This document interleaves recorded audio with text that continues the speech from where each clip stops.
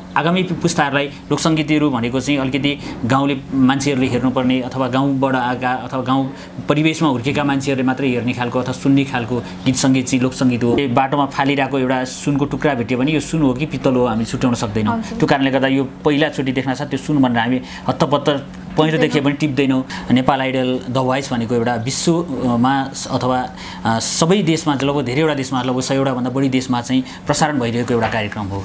हजुरको personally favourite contestant चाहिँ को हुनुहुन्थ्यो लक स्टारमा? यस्तो मेरो लागि एउटा मेरो हातमा 10वटा एउटा हातमा 5वटा औँला छन्, दुईटा हातमा 10वटा औँला छन् भनेपछि यी 10वटा औँला मेरो लागि सबै इम्पोर्टेन्ट छ। आधुनिक गीतमा चाहिँ नपाउन सक्छ तिम्रो माया, नबाच्न सक्छ तिमी बिना, कुन फुलको बोटो माया, कुन भुलको चोटो माया, यो गीतले आधुनिकमा चाहिँ मलाई चिनाएको थियो। र लोकदोहोरीमा चाहिँ लोकगीत सङ्गीतमा चाहिँ छाती चिरिएर सानो कति माया गर्छु, यो गीतले चाहिँ मलाई चाहिँ यो साङ्गीतिक यात्राको निरन्तरताको लागि चाहिँ प्रेरित गरेको गीतहरू। मलाई मनपर्ने गायिका त अभियसली मलाई विष्णु माझी, किनकि मेरो हरेक गीतमा लगभग 90% गीतमा विष्णु माझी नै हुनुहुन्छ। त्यो गीत रचना गर्दाको अवस्थामा लगभग म 20 वर्षको थिएँ। नमस्ते, यहाँहरू हेर्दै हुनुहुन्छ सिनेदर्पण टिभी र सिनेदर्पण टिभीको साथमा म छु रक्षा बस्नेत। आज हाम्रो साथमा चाहिँ गीतकार, सङ्गीतकार, चाहना मिडियाको चिफ तथा लक स्टारको प्रड्युसर, एकदमै स्वयंमा पनि एकदम असल व्यक्तित्व हामीसँग यति बेला हुनुहुन्छ सहदेव कोइराला। आउनुहोस् उहाँलाई स्वागत गरौँ। स्वागत छ सर कार्यक्रममा। नमस्कार, सिनेदर्पण टिभी हेरेर बस्नुहुने सम्पूर्ण दर्शकहरूलाई चाहिँ म सहदेव कोइरालाको चाहिँ साङ्गीतिक अभिवादन व्यक्त गर्न चाहन्छु। आराम हुनुहुन्छ? एकदमै। कस्तो भइरहेछ अहिले लकडाउनको दिनहरू चाहिँ? लकडाउनको दिनहरू चाहिँ यो अलिकति फुर्सद भएको जस्तो लाग्छ, किनकि यो कहिलेकाहीँ यो एउटा परिस्थितिले पनि मान्छेलाई फुर्सद बनाइन्छ जस्तो लाग्छ। अघि पछि अलिकति धेरै बिजी भइन्थ्यो, आजभोलि चाहिँ अलिकति ठ्याक्क कामको ब्यालेन्स मिलिरहेछ जस्तो लाग्छ। गीतकार, सङ्गीतकार हुनुको साथै अब लोक स्टारको हजुर प्रड्युसर पनि हुनुहुन्छ होइन? लोक स्टारको बारेमा चाहिँ थोरै बयान गरिदिनु पऱ्यो। लोक स्टार चाहिँ कहाँबाट उब्जियो, लोक स्टार कसरी सृजना भयो, लोक स्टारले चाहिँ नेपालमा चाहिँ कस्तो भूमिका खेलिरहेछ? सबैभन्दा ठुलो कुरा जस्तो लोकगीत भनेको एउटा जननी हो, लोकगीत भनेको एउटा नेपाली संस्कृतिको चाहिँ एउटा आमा हो अथवा एउटा जननी हो भनेर जब भनिन्छ, त्यो गीतको चाहिँ एउटा कुनै पनि प्लेटफर्म भनौँ, त्यो गीत सङ्गीतमा लाग्न चाहने व्यक्तिहरूको लागि प्लेटफर्म चाहिँ थिएन। त्यो प्लेटफर्मको आवश्यकता चाहिँ म आफू पनि एउटा सङ्गीतको विद्यार्थी भएको नाताले यो प्लेटफर्मको चाहिँ आवश्यकता देखेर त्यसपछि आएर यस्तो खालको कार्यक्रम गर्न पायो भने चाहिँ के हुन्थ्यो, अलिकति राम्रो हुन्थ्यो। अब आगामी पुस्ताहरूलाई लोकसङ्गीतहरू भनेको चाहिँ अलिकति गाउँले मान्छेहरूले हेर्नुपर्ने अथवा गाउँबाट आएका अथवा गाउँ परिवेशमा हुर्केका मान्छेहरूले मात्रै हेर्ने खालको अथवा सुन्ने खालको गीत सङ्गीत चाहिँ लोकसङ्गीत हो भन्ने जुन बुझाइ, त्यो बुझाइलाई चाहिँ चिर्नको लागि पनि लोकसङ्गीतलाई चाहिँ अलिकति अब फरक तरिकाले अलिकति एउटा प्रेजेन्टेसन चाहिँ अलिकति मोडर्न खालको गरेर प्रेजेन्टेसन दिन सक्यो भने आगामी पुस्ताले अथवा सहरमा बस्ने अथवा जसले लोकगीत भनेको चाहिँ अलिकति घृणा गर्ने व्यक्तिहरू धेरैजना हुनुहुन्थ्यो, त्यो अवस्थाबाट अहिले हामी पार गरिसकेका छौँ। त्यो अवस्थालाई चाहिँ चिर्नको लागि भनेर चाहिँ नेपाली लोकसङ्गीतको एउटा कार्यक्रम गरौँ भन्ने सोच हुँदाहुँदै नेपाल लोक स्टार चाहिँ सुरुवात गरियो। हजुर, नेपालमा चाहिँ अहिले धेरै रियालिटी सोहरू पनि भइरहेछ, जस्तै voice of Nepal, Nepal idol, लोक स्टार पनि पछिल्लो समय भइरहेको छ होइन? नेपाल आइडल, भोइस अफ नेपालले चाहिँ लोक स्टार अलिकति पछि पारेको हो कि या फिर अब नेपाल आइडल, भोइस अफ नेपालहरू भनेको चाहिँ राष्ट्रिय स्तरको कार्यक्रमहरू भयो, किनेर ल्याइएको लोगो त्यो भएको भएर चाहिँ लोक स्टार थोरै पछि परेको हो या नेपाल आइडलहरू के छ यो खासमा कारण? यस्तो खास मेरो बुझाइ अथवा आम दर्शकको बुझाइ भनेको नेपाल आइडल द भोइस भनेको एउटा विश्वमा अथवा सबै देशमा लगभग धेरैवटा देशमा लगभग 100वटा भन्दा बढी देशमा चाहिँ प्रसारण भइरहेको एउटा कार्यक्रम हो। जस्तो त्यो देशका एउटा एपिसोड एउटा कार्यक्रमको चाहिँ 10,000 जनाले अथवा यो देशमा चाहिँ कस्तो प्रोग्राम भइरहेछ, कसरी बनाइरहेछ भनेर हेऱ्यो भने पनि त्यो एउटा भ्युअरसिप एकदम म्यासिभ हुने भयो। युट्युब भ्युअरसिपको आधारले हेर्दाखेरिको अवस्थामा केही कुराहरू नेपाल लोक स्टारको विषयमा भ्युअरसिप कम भयो भन्नु एउटा आम जनमानसमा होला, तर लोकप्रियता र एउटा सबैजनाको एउटा अर्गानिक एउटा रियालिटी सो हाम्रो त्यो चाहिँ एउटा फ्रेन्चाइज भयो। यो एउटा अर्गानिक रियालिटी सोमा चाहिँ हामी नेपाल लोक स्टार चाहिँ एउटा मजबुत एउटा रियालिटी सो, त्यसमा कुनै दुई मत छैन जस्तो लाग्छ मलाई। हजुर, नेपाल लोक स्टार चाहिँ अब हजुरहरूले सृजना गर्नुभयो, जन्माउनु भयो भनौँ होइन? यसको चाहिँ अब आगामी दिनहरूमा आउने सिजनको चाहिँ के कस्तो प्लान बनाइरहनु भएको छ? यस्तो अब हामीले सिजन 2 को तयारी हामी गर्दै यो कोभिडको अलिकति महामारीमा पऱ्यौँ। यो विश्वव्यापी एउटा महामारी सबैले एउटा अलिकति सामना गर्नु परेको छ। यसलाई चाहिँ चिर्दै अब बिस्तारै हामी कसरी अगाडि बढ्ने भनेर हामीले सोचिरहेछौँ। त्यो तयारीमै हामी छौँ। लगभग हामी असोजबाट चाहिँ हामी फेरि सिजन 2 को तयारीमा जुट्नेछौँ। हजुर, सिजन 1 को चाहिँ विनर हुनुहुन्थ्यो सनी विश्वकर्मा होइन, तर धेरैको माग धेरैको माया चाहिँ राम नेपालीले पाइरहनु भएको थियो, तर पनि राम नेपाली चाहिँ विनर हुन सक्नु भएन, चौथो पद हासिल गर्नुभयो होइन। यो के छ, खासमा भोटै कम पाएर चौथो पद हासिल गर्नुभयो के? यो मेन कुरा भनेको हाम्रो जुन फर्मेट हो, फर्मेट अनुसार जे कुरा एउटा हाम्रो रिजल्ट आउँछ त्यो रिजल्ट नै फाइनल रिजल्ट हो र त्यो रिजल्ट अनुसार सनी विश्वकर्मा विनर हुनुभएको हो र त्यसमा कुनै दुविधा छैन। मेन कुरा भनेको हाम्रो भोटिङ, पब्लिकले गर्नुभएको भोटिङ हो, त्यो भोटिङको आधारमा चाहिँ सनी विश्वकर्मा विनर हुनुभएको हो।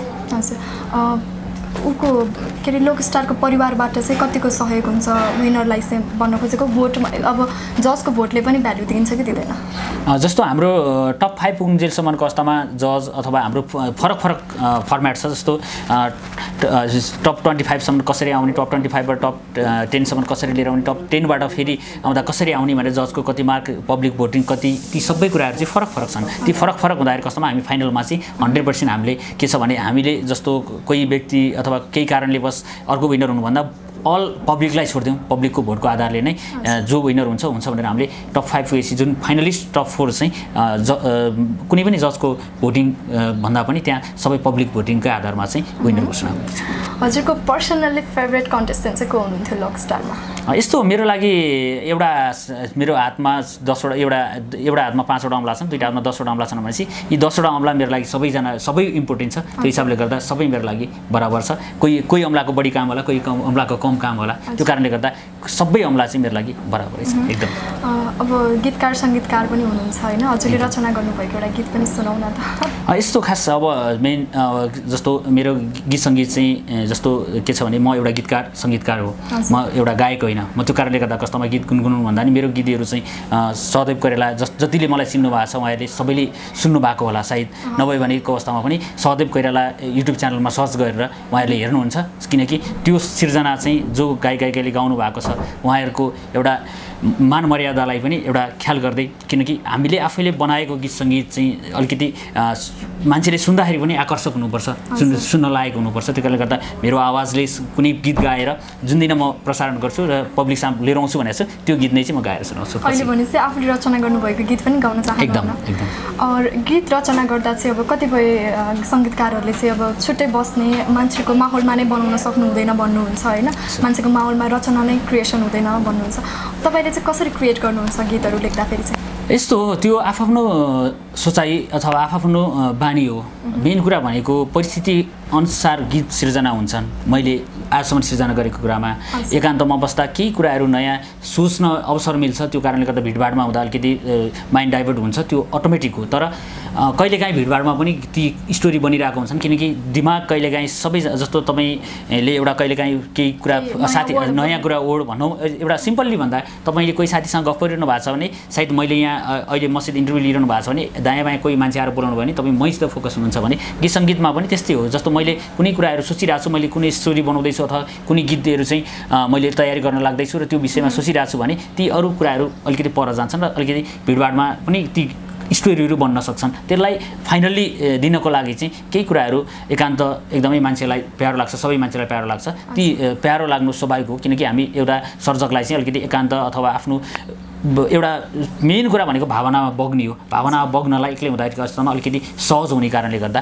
एक्लै हुँदाखेरि अवस्थामा चाहिँ अलिकति सहज हुन्छ भन्ने हो। नत्र भनेको अवस्थामा स्टोरी चाहिँ सबै कुरा समाजमा देखिएका घटनाहरू हुन् नि। जस्तो तपाईँ र म अहिले भेट भयो भने तपाईँ र म भेटेको कुराको पनि एउटा स्टोरीमा गीत बन्न सक्छ। त्यो कारणले गर्दा त्यो स्टोरी परिकल्पना गरेर पछि लेख्नु अथवा अहिले परिकल्पना गरेर तयार गर्नु त्यो फरक पार्ट हो। आफ्नो त्यो सर्जकको क्षमताको कुरा हो। कति सर्जकहरूले कुनै शब्दहरू जस्तो स्टुडियोमा गएर अलरेडी कोहीले पहिले 1 वर्ष अगाडिदेखि लेखेर पछि गाउन जानुहुन्छ भने कोही सर्जकहरूले त्यही स्टुडियोमा पुगेर आफै शब्द सिर्जना तयार गरेर गीत गाउन लगाउनुहुन्छ। त्यो चाहिँ आफ्नो सर्जकहरूको क्यापेसिटीको कुरा हो। त्यो कारणले गर्दा यस्तो ठाउँ चाहिँ छ, यस्तो विशेष ठाउँ चाहिँ छ, स्पेसली यस्तो हुनुपर्छ भन्ने चाहिँ केही पनि हुँदैन। आफूले सृजना गर्नुभएको गीतहरूमध्ये आफूलाई एकदमै मनपर्ने र सङ्गीतकार सहदेव कोइराला भनेर चाहिँ दर्शकमा चिनाउन सफल गीत चाहिँ कुन जस्तो लाग्छ? त्योभन्दा अगाडि जस्तो मलाई आधुनिक गीतमा चाहिँ नपाउन सक्छ तिम्रो माया नबाच्न सक्छ तिमी बिना कुन फुलको बोटो माया कुन फुलको चोटो माया यो गीतले आधुनिकमा चाहिँ मलाई चिनाएको थियो र लोकदोहोरीमा चाहिँ लोकगीत सङ्गीतमा चाहिँ छाती चिरिएर सानो कति माया गर्छु यो गीतले चाहिँ मलाई चाहिँ यो साङ्गीतिक यात्राको निरन्तरताको लागि चाहिँ प्रेरित गरेको गीतहरू त्यो कारण आगामी दिनहरूमा चाहिँ के कस्तो केही आउने प्लानमा चाहिँ तपाईँले लेख्नुभएका गीतहरू जस्तो छन् लगभग अब यो 30 पछाडि नै लगत्तै आउने क्रममा छ लगभग 8-10वटा गीतहरू तयारी नै अवस्थामा छन् सायद लगभग 30 को पछाडि लगभग भदौको 8-10बाट चाहिँ केही गीतहरू रिलिज हुँदैछ सङ्गीतकार बन्न चाहिँ कोबाट प्रेरित हुनुभयो मेन कुरा सङ्गीतकार बन्न कसैको प्रेरित भन्दा पनि के भइदियो भने म सानैदेखि एउटा कविताबाट सुरु गरेको लेखन यात्रा सुरु गरिरहँदा गीत सङ्गीतमा प्रवेश गरिरहँदा मैले लेखेको शब्दहरूलाई चाहिँ सङ्गीतकारमा सङ्गीतकारसँग गइरहँदा सङ्गीतकारहरूबाट पाएको दुःख ती कष्टले चाहिँ सङ्गीत आफूले लेखेको शब्दमा आफै सङ्गीत भर्नुपर्छ भनेर प्रेरित भएको त्यो चाहिँ सबै सङ्गीतकारहरू जस्तो जो मान्छे भठा म पुगेँ उहाँहरूको नाम त नलिउँ मैले उहाँहरूले दिएको एउटा दुःख यो हिसाबले गर्दा अवस्थामा आफूले लेखेको सिर्जनालाई चाहिँ एउटा मूर्त रूप दिनको लागि सङ्गीतको एकदम महत्त्वपूर्ण भूमिका खेल्छ त्यो महत्त्वपूर्ण भूमिका खेल्ने पार्ट नै चाहिँ अलिकति आनाकानी हुने हरेक कुराहरू अलिकति अब केही कुराहरू भयो भने अलिकति नराम्रो तरिकाको शब्दहरू प्रयोग गर्ने त्यो कारणले गर्दा कस्तोमा चाहिँ म आफ्नो सृजनालाई चाहिँ पूर्ण रूप दिनको लागि म सङ्गीत पनि आफै भर्छु भनेर सुरुवात त्यहाँबाट गएपछि म एउटा म्युजिक क्लास गएँ सुरुवात त्यहाँबाट अनि त्यसपछि म्युजिकबाट चाहिँ म्युजिक गर्नलाई चाहिँ सुरुवात त्यहाँबाट सुरु भएको तर प्रेरणा चाहिँ यही सबै सङ्गीतकारहरू सबै अग्रजहरूबाट सल्लाह सुझावहरू त अटोमेटिक सबैजनाबाट पाइहालिन्छ सहदेव कोइरालाको बाल्यकाल चाहिँ कहाँ र कस्तो बित्यो मेरो बाल्यकाल चाहिँ मेरो जन्मघर काभ्रे मेरो काभ्रेमै बित्यो यस्तै हो कसरी बित्यो भन्दा नि अब सबै बाल बच्चाहरू सबै चञ्चल हुने त्यही अनुसारको खेल्ने डुल्ने खाने यस्तै तरिकाले नै बित्यो त्यस बालापन कसरी बित्यो भनेर नै थाहा नपाइकन बालापन बित्यो थाहा नै भएन लगभग धेरै कुराहरू छ स्पेशल मोमेन्टहरू छैन बच्चा आफ्नो बाल्यकालको जस्तै धेरैजनाको चाहिँ कहानीहरू हुन्छ कतिको होइन आफ्नै वेदना कहानीहरू कसैको स्पेशल मोमेन्ट हुन्छ खास त्यस्तो चाहिँ केही छैन त्यस्तो स्पेसली केही पनि छैन आफूलाई लोकदोहोरी क्षेत्रको भनौँ हजुर सङ्गीतकार लोकदोहोरी क्षेत्रको नै मानिनुहुन्छ अहिले त होइन लोकदोहोरी क्षेत्रमा चाहिँ आफूलाई मनपर्ने गायक गायिका चाहिँ को हुनुहुन्छ मलाई मनपर्ने गायिका त अभियसली मलाई विष्णु माझी किनकि मेरो हरेक गीतमा लगभग 90% गीतमा विष्णु माझी नै हुनुहुन्छ त्यो पछि आएर गायकको रूपमा चाहिँ म पछिल्लो क्रममा सबैजना धेरैजना हुनुहुन्छ तर स्पेसल्ली लोक सङ्गीतकै लागि जन्मेको लोक सङ्गीतकै लागि अब सबैजनाले बराबर मिहिनेत गर्नुभएको छ सबैजना बराबर पपुलर हुनुहुन्छ तर मलाई पहिला ठ्याक्कै म प्रेरित भएको चाहिँ राजु परियारको स्वरले चाहिँ म प्रेरित भएको राजु परियार एकदम लोकस्टारकै कुरा गर्नुपर्दा चाहिँ लोकस्टार सिजन 2 अब आउने क्रममा छ भन्नुभयो होइन लोकस्टार सिजन 2 को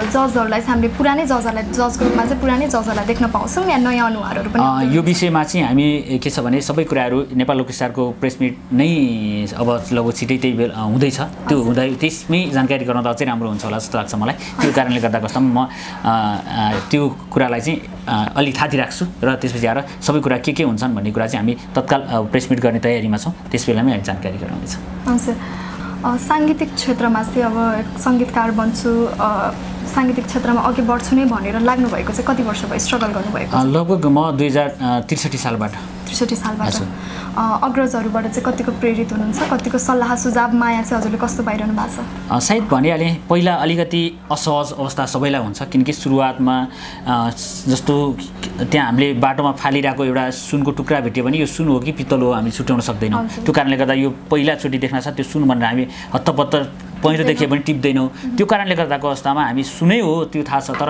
सुनलाई त्यो सुन चाहिँ के प्रयोग गर्ने त कस्तो प्रकारको बन्छ त कसरी प्रयोग गर्ने भन्ने कुराहरू त्यति कुराहरू हामीलाई अलिकति अनुभव नहुन सक्छ अथवा अग्रजहरूलाई पनि कति आएका हुन्छन् म जस्ता व्यक्तिहरू धेरै व्यक्तिहरू आइरहेका हुन्छन् तर धेरै व्यक्तिहरू हराइरहेका हुन्छन् जब अलिकति लङ रेसको घोडा भन्छ नि जुन लङ रेसको घोडा चाहिँ यो हो कि होइन अलिकति मान्छेलाई बुझ्न टाइम लाग्छ त्यो बुझ्न टाइम लागुन्जेल के असहज सबैलाई हुन्छ र भयो पनि तर मलाई त्योभन्दा पछाडि सायद फर्केर हेर्नु परेको छैन सायद मैले गरेका हरेक कमी कमजोरीलाई सल्लाह सुझाव दिने र मैले गरेको राम्रो कामको लागि स्याबासी दिने काम अग्रजले गर्नुभएको छ एकदमै त्यसको लागि चाहिँ एकदम खुसी छु आफूले रच्नु भएको पहिलो रचना चाहिँ जुन चाहिँ गीत अब एल्बमको रूपमा बाहिर आयो त्यो चाहिँ कुन थियो मेरो पहिलो गीत चाहिँ मेरो एल्बमको रूपमा आएको चाहिँ सपनीमा हिरा जोखिसै भन्ने गीत थियो त्यसपछि आएर चाहिँ आफू चाहिँ कति वर्षको हुँदा त्यो गीत रचना गर्नुभएको थियो त्यो गीत रचना गर्दाको अवस्थामा लगभग म 20 वर्षको थिएँ। 20 वर्षको उमेरमा भनेपछि त्योभन्दा पनि सानै उमेरबाट एकदमै स्ट्रगलमा लाग्नु भएको रहेछ। होइन, मेन यस्तो थियो, खास के हो भने मैले गीत सङ्गीतको सुरुवात भन्दा नि म मेन पहिला भन्दा चाहिँ कविता सायरीहरू बढी लेख्थेँ। त्यो गीत सङ्गीतमा प्रेरित हुनुको मुख्य कारण भनेको चाहिँ म यो सायरीहरू, यो कविताहरू, यो अलिकति लेखहरू चाहिँ अलिकति यो गीती नाटकहरू जस्तो एउटा नाटक, एउटा यी कुराहरू चाहिँ लेख्ने अथवा रेडियोमा पठाउने त्यो काम गर्थेँ। त्यो पठाइरहँदाको अवस्थामा चाहिँ एकचोटि मासिक रूपमा चाहिँ उत्कृष्ट एउटा सिर्जनालाई चाहिँ सिर्जना गर्ने व्यक्तिलाई चाहिँ एउटा आरुबारीका फुलहरू भन्ने एचबिसी 94 मेगाहर्ज थियो त्यो बेला। त्यो बेलाको अवस्थामा चाहिँ दिपक समीरले मलाई मेरो एउटा रचना चाहिँ उत्कृष्ट भएर त्यहाँ बोलाउनु भएको थियो। त्यहाँ बोलाउँदाखेरिको अवस्थामा चाहिँ मैले अग्रज कलाकारहरू जस्तो भगवान भण्डारी दाई, हाम्रो रेशम सापकोटा दाई, हाम्रो बद्री बगाइन दाईहरू जस्तो अग्रजहरूलाई चाहिँ भेटेपछि आएर त्यो देखिँदा त्यो मैले लेखेको लेख देखेर चाहिँ यो यस्तो यस्तो खालको लेखेर उहाँले त्यहाँ बसिरहँदा मेरो केही कुराहरू सुन्नुभयो। सुनेपछि आएर के गर्नुहुन्छ भाइ भनेपछि यस्तो यस्तो गर्छु भनेर उहाँलाई सायरीहरू देखाएपछि मैले गीत भनेर लेखेको थिएँ, त्यो सायरी भनेर लेखेको थिएँ। त्यसलाई चाहिँ गीतको रूपमा परिणत गर्नुहोस्, यो एकदमै राम्रो हुन्छ भनेपछि आएर चाहिँ अनि म गीत सङ्गीतमा चाहिँ त्यसरी प्रवेश गरेँ। एकदमै तपाईँले लेख्नुभएको कविता गजलहरू भनौँ, कति लेख्नुहुन्थ्यो भनौँ, कुनै सुन्न मिल्छ एउटा? जस्तो अब मेन के छ भने अब मैले फर्स्ट लेखेर मैले पठाएको साना साना नानी भन्ने एउटा त्यो कविता थियो। त्यो चाहिँ बच्चा सम्बन्धी रिलेटिभ थियो। त्यही कविता चाहिँ एउटा साना साना नानी हामी ज्ञानी बन्नुपर्छ भन्ने एउटा त्यो सबै एउटा गीतै जस्तो छ। अहिले चाहिँ मैले त्यसलाई सङ्गीत पनि भइरहेको छु। सायद मेरो छोरीले यो गीत गाउँछु भनेर मैले तयारी गर्दैछु। त्यो कारणले गर्दाको अवस्थामा त्यो गीत चाहिँ मेरो उत्कृष्ट गीत के अरे कविता चाहिँ उत्कृष्ट कविताको रूपमा एजिप्सीमा एउटा पुरस्कृत भएको थियो र म त्यसबाट त्यहाँ पुग्न सफल भएको थिएँ। हजुर, सुरु गरौँ है त कविता। यो हाम्रो मैले चाहिँ यो पहिला यो रेडियो एजेन्सीमा जुन कविता चाहिँ यो प्रथम भएको थियो त्यो कविता नै चाहिँ अलिकति एक हरफ सुनाउँछु। यो साना साना नानी हामी बन्नुपर्छ ज्ञानी, आफूभन्दा ठुलाले भनेको मानी, पढ्नुपर्छ लेख्नुपर्छ ज्ञानी बन्नुपर्छ, पढी लेखी ठुलो बनी देशको सेवा गर्नुपर्छ भन्ने यो शीर्षकमा यो चाहिँ एउटा हरफ थियो। यो ज्ञानी बन्नुपर्छ भन्ने एउटा शीर्षकमा चाहिँ मैले यो कविता लेखेको थिएँ। यही कविता चाहिँ त्यो बेलाको अवस्थामा बाल कविता प्रतियोगितामा चाहिँ फर्स्ट भएको थियो। एकदमै राम्रो क्रिएसन होइन, सुन्दा पनि आनन्द आउने। हामीले बच्चा हुँदा पनि यस्तै लेखेर कविता प्रतियोगिताहरूमा भाग लिने गर्थेँ। म पनि एक्चुअली फर्स्ट पनि भएको थिएँ है लेखेर। त्यही बाल्यकाल याद आयो। ठिकै छ, हजुरलाई यति धेरै माया गरिदिनु हुने, सहदेव कोइरालाको हरेक रचनाहरूलाई मन पराइदिनु हुने, जस्तो लेखे पनि मन पराइदिनु हुने होइन, हजुरलाई फलो गर्दै आइरहनु भएको हजुरको प्रिय दर्शकहरूलाई चाहिँ हजुरले के भन्न चाहनुहुन्छ? सबैभन्दा ठुलो कुरा चाहिँ जस्तो के छ भने मैले कति कुरा राम्रो लेखेको होला, कति कुरा नराम्रो लेखेको होला, ती सबै कुरालाई स्वीकार दिनुहुन्छ। जस्तो के छ भने कति व्यक्तिहरू चाहिँ तपाईँको गीत कहिले आउँछ, तपाईँको लेख कहिले आउँछ भनेर बसिरहनुहुन्छ। कति व्यक्तिहरू फेसबुकमा म्यासेज गर्नुहुन्छ तपाईँको स्टाटस पढ्नको लागि, आज स्टाटस आएन नि किन भनेर सोधिरहनुहुन्छ होइन। त्यो कारणले गर्दाको अवस्थामा अब सबै कोहीलाई म कुन हिसाबले मन पर्न सक्छ, कोहीलाई कोही हिसाबले मन पर्न सक्छ। ती मनपर्ने तरिका धेरै फरक छ, तर जसरी माया गरिदिनु भएको छ त्यो नै एकदम मेरो सफलताको एकदम एउटा पहिलो पाटो हो, पहिलो पाइला हो। त्यो सफलता सधैँ म सफल भइरहनको लागि चाहिँ तपाईँहरूको यो साथ र सहयोग चाहिँ सधैँ पाइराखौँ। सबै यहाँहरूलाई धेरै धेरै धन्यवाद दिन चाहन्छु। अब भनिहालौँ हाम्रो लागि भनेको सबै कलाकारको लागि अथवा क्रिएटरको लागि चाहिँ एउटा दर्शक श्रोता चाहिँ एकदमै भगवान सर हुनुहुन्छ। उहाँ त्यो भगवान सर सधैँ भगवान बनेर शिरमा आशीर्वाद दिइरहनुहोस्, यही नै भन्न चाहन्छु। यस्तो व्यस्त समयमा पनि हाम्रो सिनेदर्पण परिवारलाई चाहिँ हजुरले समय दिनुभयो, त्यसको लागि एकदम हृदयदेखि आभार। अनि हजुरको फर्दर फ्युचरको लागि चाहिँ एकदम शुभकामना। हामीले आगामी दिनहरूमा पनि हजुरको नयाँ नयाँ राम्रो राम्रो रचनाहरू चाहिँ देखिरहन पाइयोस्। यो कान पवित्र भइरहोस् हजुरको रचनामा अब आएको आवाजको गीतहरू सुन्न पाएर। Thank you so much sir. धन्यवाद। यहाँसम्म यो जुन सिनेदर्पण टेलिभिजन मार्फत चाहिँ मलाई चिन्नुहुने र नचिन्नुहुने व्यक्तिहरूको लागि पनि मेरो बारेमा केही जानकारी दिने एउटा अवसर दिनुभयो। रक्षाजी र यो अल टिमलाई चाहिँ धेरै धेरै धन्यवाद दिन चाहन्छु। र मेन कुरा भनेको गीत सङ्गीतमा यात्रा गर्ने, तय गर्ने सोच बनाउँदै हुनुहुन्छ भने सबैजनाहरूलाई चाहिँ म के भन्छु भने गीत सङ्गीतको पाटो के हो, गीत सङ्गीतमा लागेर के गर्ने, मेरो भविष्य के हो भनेर राम्रोसँग बुझेर मात्रै लाग्नु होला भन्न चाहन्छु। हस्त नमस्ते।